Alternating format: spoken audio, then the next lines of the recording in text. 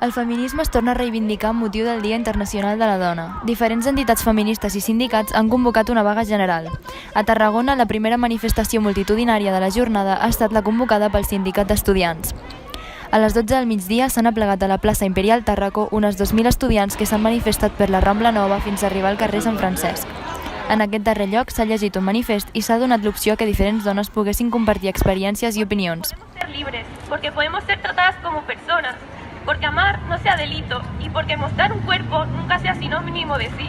Es tracta del segon any consecutiu que es convoca una vaga d'aquestes característiques. Les manifestants posen èmfasi en tots els casos d'assassinats per violència masclista, violacions o altres problemes que pateixen les dones com la bretxa salarial. Bàsicament és això, no? Denunciar totes les sentències masclistes que s'han portat a terme durant aquest últim any, sobretot que es porten des de sempre, no? Arxivant simplement acusacions o dient que no és violació quan realment ho és.